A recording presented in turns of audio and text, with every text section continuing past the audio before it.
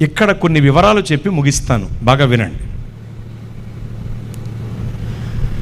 మీరు ఈ వ్యర్థమైన వాటిని విడిచిపెట్టండి, జీవం కలిగిన దేవుని వైపు తిరగండి అని చెప్తున్నారు వీళ్ళు. అక్కడ ముఖ్యమైన విషయం, జీవం కలిగిన దేవుడు ఎవరు?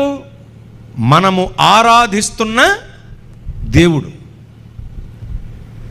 ఒక అతను ప్రార్థన చేశాట, దేవా, దేవుళ్ళు అని అనబడిన వాళ్ళు కొన్ని చోట్ల వెలుస్తున్నారు కదా, అలాగే నువ్వు కూడా ఎక్కడైనా వెలిస్తే, ఏదో ఒక కొండ సెలెక్ట్ చేసుకుని, యేసు ప్రభువా మీరు కూడా అక్కడ వెలిస్తే మేము కూడా టూరిస్టు బస్సులు కట్టుకొచ్చి కొండకి గుండు గుట్టించుకుంటాం కదా అని అడిగాడట.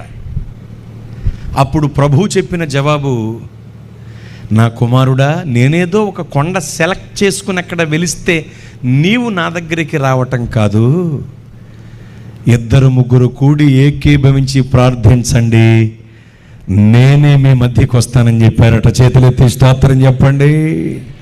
ఇలా చెప్పగలిగిన జీవం కలిగిన దేవుడు ప్రభువైన యేసు వారు తప్ప వేల్పులలో మరొకరు లేరు. చేతులెత్తి స్తోత్రం చెబుదాం. కన్నులుండి చూచే దేవుడు ఆయన, చూచుచున్న దేవుడు, చేతులుండి సహాయం చేసే దేవుడు ఆయన. మునిగిపోబోతున్న సీమోను పేతురు గారిని చెయ్యి పట్టి లేవనెత్తి నిలవబెట్టారు. కాళ్ళు ఉండి నడిచే దేవుడు ఆయన. అలల తలలో వంచి నడిచి వచ్చి ఆ సముద్రంపై ఆ అలల తలలో వంచి నడిచి వచ్చి తన బృందాన్ని కాపాడుకున్న దేవుడు ఆయన. ఆయన ప్రార్థనను ఆలకించే దేవుడు, చెవులుండి వినే దేవుడు, జీవము కలిగిన దేవుడు. ఏ దాదాల వైపో, బాబాల వైపో, స్వామీజీల వైపో, గజకర్ణ గోకర్ణ టక్కు టమారాలు చేసే గారడీ గాళ్ల వైపో, రంగురాళ్ళ ఉంగరాలు వైపో, నో డిక్షన్ పౌడర్స్ వైపో తిరగటం కాదు.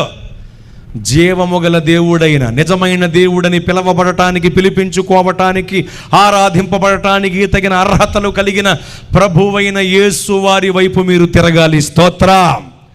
అందుకొరకు మీరు వ్యర్థమైన వాటిని విడిచిపెట్టాలి. చెప్పండి, ఏం విడిచిపెట్టాలి? వ్యర్థమైన వాటిని విడిచిపెట్టండి.